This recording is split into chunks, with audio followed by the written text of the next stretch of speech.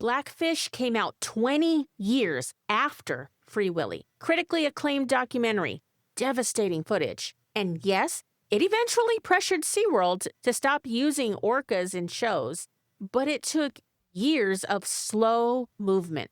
No bags of mail, no kids calling a hotline at midnight, no kids sending their allowance or lemonade stand money to the cause. It's the same cause, but nowhere near the emotional movement that Free Willy created. Because Blackfish gave people a villain, Free Willy gave them a friend. Welcome to Wholesome TV Picks, the only podcast where every recommendation is backed by 35 years of watching wholesome TV, so you never waste another night on the wrong pick. Let's get into it. This is the episode I've been waiting to record. Free Willy, at its core, is about a boy named Jesse, played by Jason James Richter, and Willy, portrayed by Keiko the whale, who are both alone because Jesse was abandoned by his mother, and he's homeless at the beginning of the movie, but goes into a foster home pretty early in the movie. Willy was taken from his pod at a very young age and placed in a pool at an amusement park to become a spectacle. So they kind of mirror each other. Both of them are without family. Jesse and his friend are running from the cops after vandalizing Willy's tank, but Jesse gets caught. His retribution is that he has to go work at the amusement park, clean up all the graffiti that he and his friend left behind. It's pretty good that you see a consequence from a bad decision being shown to children in this movie, because that's something I don't think children see very often in media today. Willy doesn't trust anybody, and over the first 30 minutes, you see that Willy starts developing trust with Jesse. That leads to a wonderful bond being formed between the two of them, and you start seeing Willy changing Jesse's heart. Jesse becomes a little less angry, and he starts coming out of his shell more and showing who he is. He even rejects his friends inviting him to move to California because he knows Willy needs him. He chooses to stay in order to be there for Willy because Willy has no one else, and he knows what that feels like.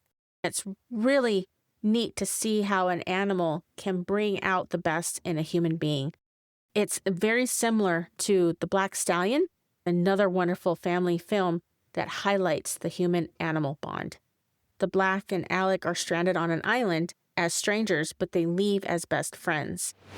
It's worth noting that Jason James Richter mentioned in an interview that Warner Brothers didn't have a family film division yet. This movie launched their entire family film division. It was Jason's first film and the first for the studio in this category of films. Real quick, I want to remind you again that voting is now live for the Women in Podcast Awards. Head on over to the Wholesome TV Picks voting page and vote for Wholesome TV Picks for Best in Entertainment and News category. The link is in the show notes below. If you've already voted, thank you so much for your support. What made this movie so memorable is the core team behind it. This movie was directed by Simon Windsor, the same guy who did Operation Double Drop. Richard Donner was an executive producer on this film. You know, the director of Superman, another great family film. Additionally, the music. What movie is memorable without the music? We have Basil Polidouris composed the beautiful score in this movie that just pulls you in. So touching. And honestly, when I watch this movie, I cry. He was the composer behind White Fang and the 1990 movie Lassie, which I will talk about later on this year. The best part is the way he composed the piece for the opening of the movie with Willy and all the other whales breaching and just living life in the ocean. Michael Jackson wrote and recorded the song Will You Be There specifically for this film. He did a phenomenal job with this song. There's no other song like this. You can't replicate this stuff. Nothing shows this more than the Hans Zimmer concert experience I got to attend last year with my daughter and my husband. An arena packed of people that are there to hear the music of Hans Zimmer, who is a staple in the movie industry. Hans Zimmer composed score for movies like The Rock and Spirit, Stallion of the Cimarron. You just see the joy on people's faces that this music evokes in their heart. And that's what great music does. It just elevates films in a way that just can't be replicated. And I tell you this because when we walked into the arena, we were sitting in the second row of the floor, seeing all the instruments on the stage, the strings, the bass, the percussion. When the show starts, the lights dim and the screen pops with Hans Zimmer's name on it. Everyone cheers and claps, and everyone's got their cell phones recording. And I will tell you, when you watch these kinds of clips on YouTube, it doesn't even come close to what it's like sitting there, feeling the music throughout your body. And I share this because these kinds of experiences shows you how certain movies become a timeless classic, just like Free Willy. Stephen Baldwin said on the PBD podcast last year that the era of storytellers who prioritized art is gone. Streaming just ruined everything.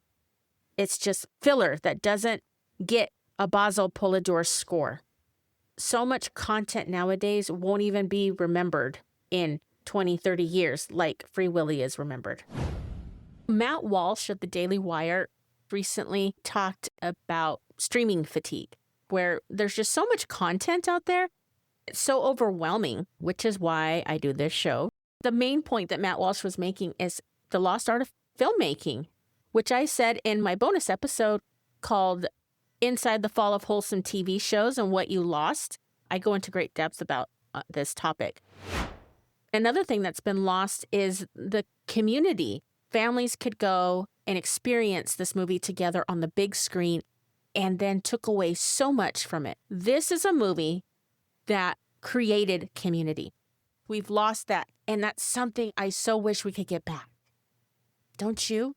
You'll see why movies like Free Willy have such a lasting impact on adults like me that remember as kids watching this movie and being a part of something bigger than ourselves. If you're always asking yourself, what should we watch tonight? I put together a short list of my personal TV and movie recommendations organized by category. Adventures, picks for mom and dad, heroes, it's all there. You get instant access the moment you join my email list. You can visit wholesometvpicks.com and sign up for our newsletter. Here's the irony with Free Willy. The whale who played Willy, Keiko, was not free. Not even close. It was pretty interesting how the fictional story about liberating Willy from the small tank in Mexico was actually real. You can see in the film that he had a skin rash. He had a flopped over dorsal fin. The tank was too small for him. That's what's believed is what made his dorsal fin flopped over, and it's even talked about in the movie. The movie filmed his real suffering, and it touched the hearts of the crew and the cast that worked with Willy, and they felt so bad for leaving him. Fast forward to the original ending of the film, the streaming version does not show, is that there was a little message that popped up on the screen at the end of the film that said, to help protect whales, call 1-800-4-WHALES. Out of curiosity, I called that number to see if it was still active. And it is. It's still a live number and actively being monitored. The movie is one thing, but what happened next is something else entirely. That phone number is what launched one of the largest movements ever in film history. Kids like myself called that number 1-800-4-WHALES and began writing letters and drawing pictures, saving allowances, and sent them to the movie studio. Warner Brothers received bags and bags of mail that took so long to go through. And the executive producer, Lauren Schuler Donner, spoke about it in many interviews, and she described it as being so overwhelming, and the studio had no idea this was going to happen. This was active participation, children like myself choosing to sit down, pick up a pen, write our thoughts, address an envelope, seal the envelope, and it's nothing like tapping a like button.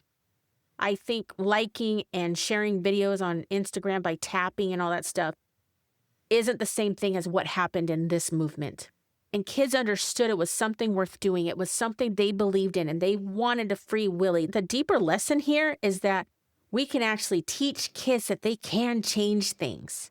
by showing them this example of a story of when it mattered most. Now, the logistics of moving Keiko across 3 countries was no small feat. Warner Brothers actually donated money to the cause. There were other donors, and then, of course, what children sent in, and it actually ended up adding into the millions to help Keiko. There was anything like it before.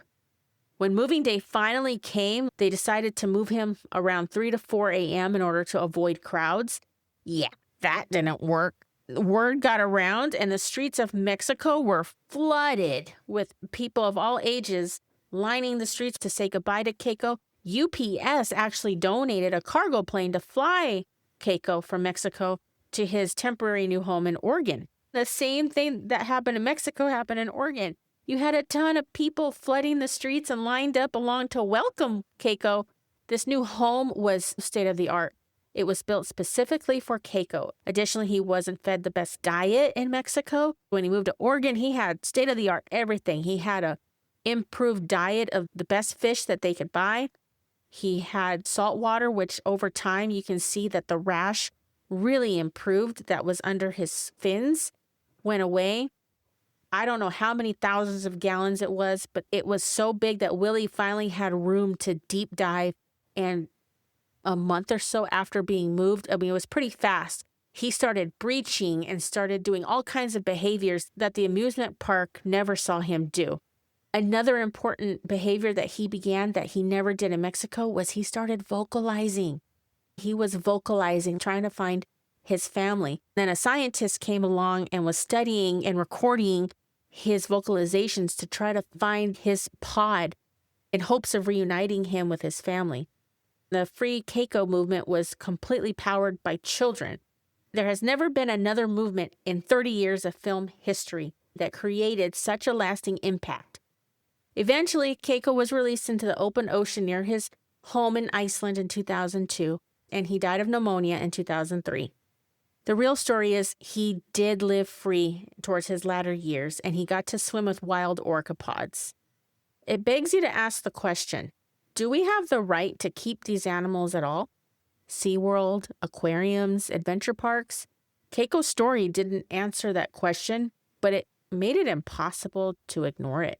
Streaming has replaced the artistic craft of quality family-friendly films. We may never see Keiko again, not because the cause isn't there, but because the storytelling isn't. We will never experience storytelling like this ever again, unless something changes. In the end, Keiko wasn't really freed until children everywhere started the movement that ultimately led to his freedom. If you're curious, call 1-800-4-WHALES to learn more about the organization and watch the documentary Keiko, The Journey Home special with your kids after watching Free Willy. It's about an hour long, but it's worth every minute.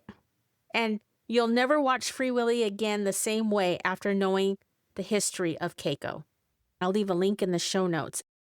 This is just a wonderful, heartwarming film that you will absolutely love watching with your children. This movie works for all ages. The only thing is if you're particular about scenes that show vandalism or smoking, there's a little bit of that mischievous things going on in the beginning of the movie. I still love watching this movie by myself.